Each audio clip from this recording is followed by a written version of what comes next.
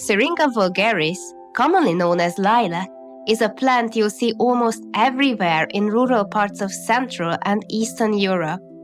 Although this species is native to the Balkan Peninsula, lilacs were already cultivated further east, including Persia, long before they became widespread across Europe. Even the word lilac traces back to Persian lilac, meaning bluish, referring to the soft purple tones of the flowers. As the plant spread westward through the Ottoman world, the name evolved, eventually become lilas in French and later lilac in English. But not everywhere did people choose to name it after its color. In some parts of Europe, a different idea took root, one that reaches back to the Greek word syrinx, meaning pipe or tube. The plant's hollow, tube-like stems may have inspired this association. As you can see, they resemble simple pipes or flutes. This is where the Latin name syringa comes from, and it still echoes in many names used in several Eastern European languages. In other parts of the world, the logic shifts once again. In Chinese, for example, lilac is named for its fragrance rather than its color. Today, lilac is cultivated all around the world. In gardens, it usually grows to about 2 or 3 meters, but in more natural conditions, it can reach up to 6. By the end of April and into early May, lilac bushes come into bloom, filling roadsides and gardens with shades of purple, pink, and sometimes white. The sight is beautiful, but it's the scent that truly defines the experience. Each flower cluster is made up of countless tiny 4-petaled flowers, but every now and then you might find one with 5 petals, traditionally believed to be a sign of luck. While lilac is mostly grown for its ornamental value, it has also appeared in folk medicine. The leaves were sometimes used to ease symptoms of colds and flu, though I would personally be cautious with that, as reliable information on their safety is limited.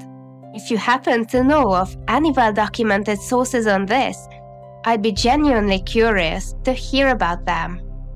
The flowers, however, are generally considered safe and once prepared, surprisingly pleasant in flavor. Lilac syrup is lighter and greener in character than elderflower, for example. It works beautifully in simple drinks and desserts. I'll also show you how to prepare a gentle oil infusion from the flowers. But first, let's make a simple syrup.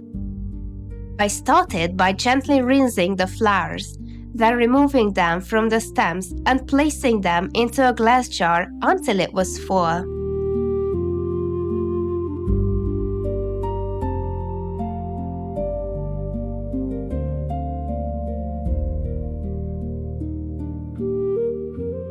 In a small pot, I combined 1 cup of sugar with 1 cup of water and warmed it gently until dissolved. The temperature of the liquid plays an important role in the final color.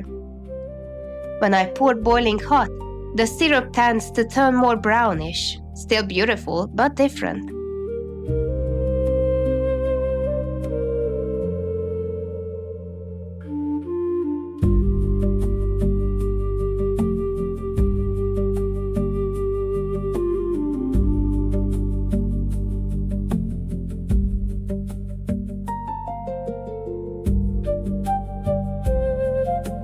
This time, I added a slice of lime and a bit of juice, then poured the syrup over the flowers, sealed the jar, and let it rest for about a day.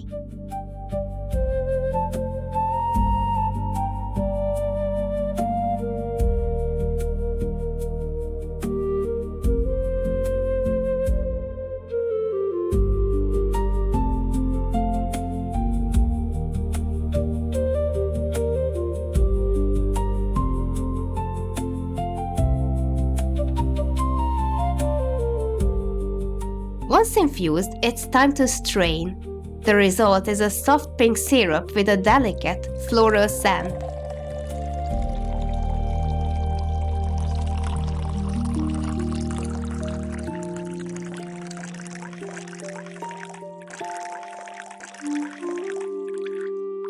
Here's another batch made in a slightly different way, this time using water cooled to around 85 degrees Celsius.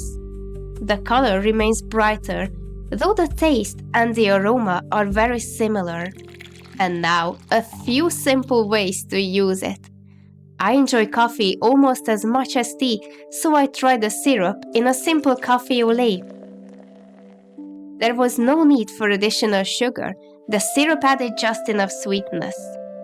The result was a soft, floral, and smooth drink. Nothing elaborate, but perfect for a quiet moment in the garden. Lemonade is another favorite. Just a bit of syrup over ice, topped with sparkling water, simple and refreshing on its own.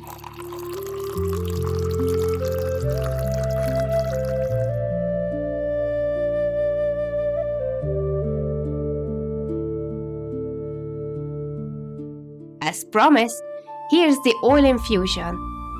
The most important step is to let the flowers dry slightly on a breathable surface for a day or two.